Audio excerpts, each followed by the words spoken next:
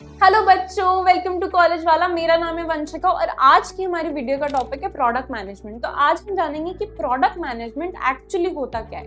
तो product management एक semi take या नॉन टेक फील्ड है जो आजकल बहुत हाई डिमांड में है। जो हमारी फ्रेशर्स के लिए जॉब्स होती हैं इसमें वो होती हैं APM which is associate product management roles, जिसकी एवरेज सैलरी वेरी करती है from about 12 lakhs to 25 lakhs और सीनियर प्रोडक्ट मैनेजर्स की सैलरी वेरी करती है from about 30 lakhs to 50 lakhs। तो अब हम देखते हैं कि आप कैसे एक प्रोडक्ट मैनेजर बन सकते हैं। तो अगर आप प्रोडक्ट मैनेजर गूगल करेंगे तो आपको ऐसे कोई strict hard and fast definition नहीं मिलेगी।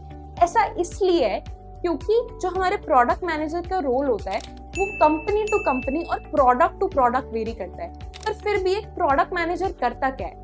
तो ये हमारे जो 3 डोमेन्स होते हैं, यूएक्स, टेक और बिजनेस, प्रोडक्ट मैनेजमेंट कहीं इसके बीच में लाई करता है। तो आपको तीनों की जो नॉलेज है वो होना बहुत इंपॉर्टेंट है क्योंकि आप इन्हीं तीनों से कम्युनिकेट करके और इन्हीं के बेसिस पे एक अच्छा प्रोडक्ट बनाएंगे। तो अब पीएम क्या और कैसे करता है वो हम डिटेल में देखते हैं। तो सबसे पहले एक प्रोडक्ट का आइडिएशन होता है। सपोज कि मुझे एक सोशल मीडिया ऐप बनाना है तो मैं उस पर आइडिएट करूंगी कि मुझे एक्चुअली क्या बनाना है, क्यों बनाना है। उसका जो प्रोडक्ट मार्केट साइज है वो देखेंगे। मार्केट साइज क्या हुआ कि अगर मैं इंडिया के लिए वो बना रही हूँ तो इंडिया में कितने लोग हैं जो सोशल मीडिया यूज करते हैं, ठीक है। कितने लोग लास्ट ईयर वो यूज करते थे, कितने लोग इस साल वो यूज करते हैं, उस मार्केट में कितनी ग्रोथ है और अगले 10 साल में उसका क्या एक्सपेक्टेड है कि कितने लोग और सोशल मीडिया यूज करने लगेंगे। तो ये सब हमारा मार्केट साइज हो गया, ठीक है। तो सबसे पहले हम मार्केट साइज डिफाइन करेंगे ताकि हमें पता चले कि हमारा जो प्रोडक्ट है वो स्केलेबल है या नहीं, वो बड़ा प्रोडक्ट बन सकता है या नहीं। देखेंगे कि कस्टमर्स को इस प्रोडक्ट की नीड है या नहीं।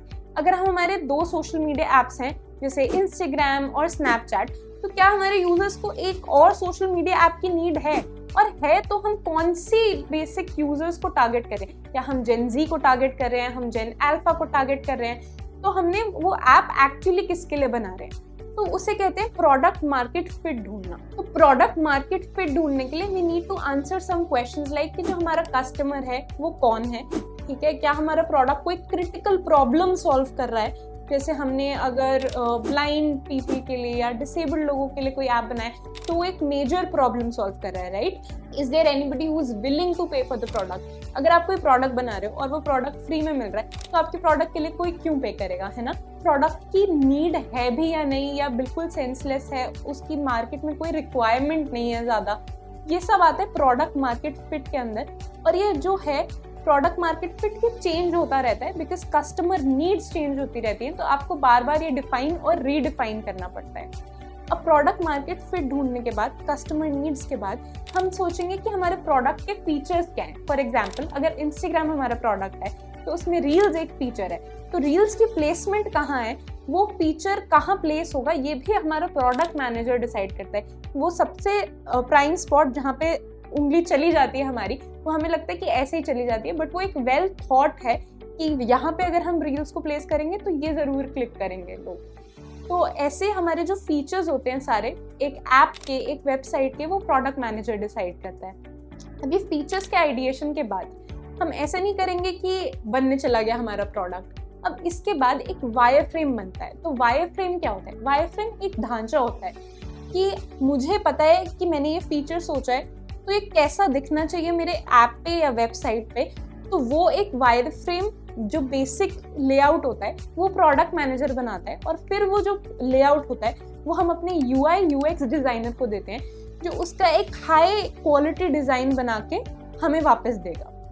तो जब वो क्वालिटी डिजाइन बन जाएगा विच इज बेसिकली जो इंस्टाग्राम ऐप आप कलरफुल से बटन और वो सब दिखते हैं, ठीक है, वो जब UI UX डिजाइनर बना देगा जिसका फ्रेमवर्क कि कौन सा बटन कहाँ होना चाहिए वो एक प्रोडक्ट मैनेजर ने दिया था, जब वो हमारे पास बन के आ जाएगा तो हम वो UI UX डिजाइन कि हमारा ऐप या वेबसाइट कैसे दिखनी चाहिए वो अपने सॉफ्टवेयर डेवलपर को देंगे।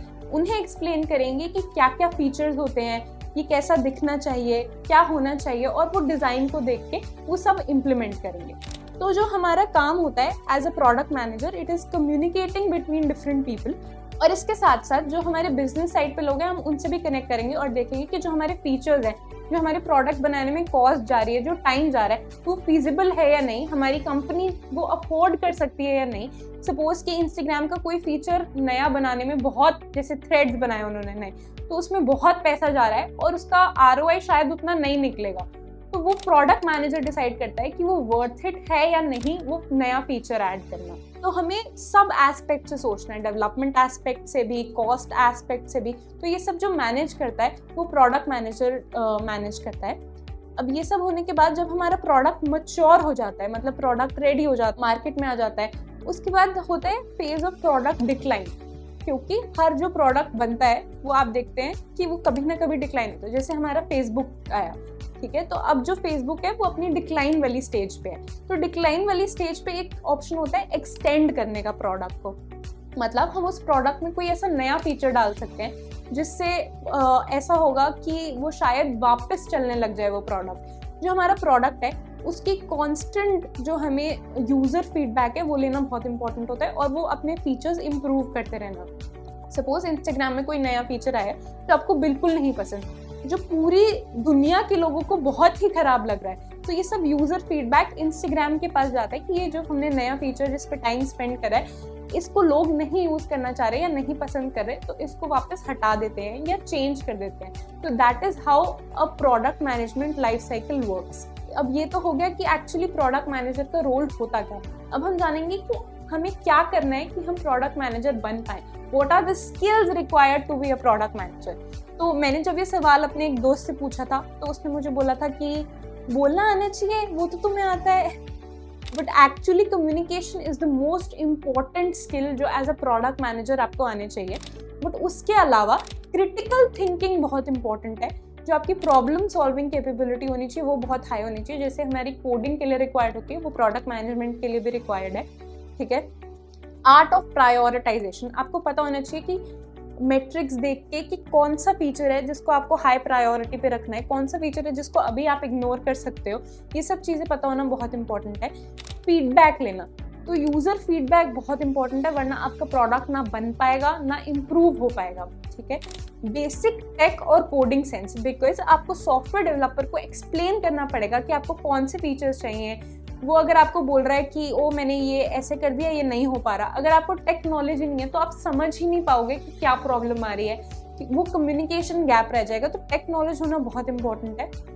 आपको चाहे कोड नहीं करना बट आपको पता होना चाहिए कि उसमें क्या हो रहा है, ठीक है। बेसिक डिजाइन सेंस, जैसे अभी मैंने बताया कि आपको वायर फ्रेम्स जो हैं वो देने पड़ते हैं डिजाइनर्स को, UI UX डिजाइनर्स को, तो आपको भी बेसिक डिजाइन सेंस होना बहुत इंपॉर्टेंट है। मैनेजमेंट स्किल्स, क्योंकि आपको ये सब मैनेज करना है और सब लोगों के बीच में मैनेज करना है, तो मैनेजमेंट स्किल्स होना मस्ट है। सर्वे और मार्केट रिसर्च, ये फर्स्ट स्टेप होता है, तो ये भी एक स्किल है जो होना बहुत इंपॉर्टेंट है। इसके अलावा डेटा एनालिटिक्स और SQL, दो चीज़ें हैं जो बहुत कंपनीज चाहती हैं कि उनके प्रोडक्ट मैनेजर्स के पास ये स्किल्स हो, तो ये भी इंपॉर्टेंट स्किल्स हैं। So that was it for today.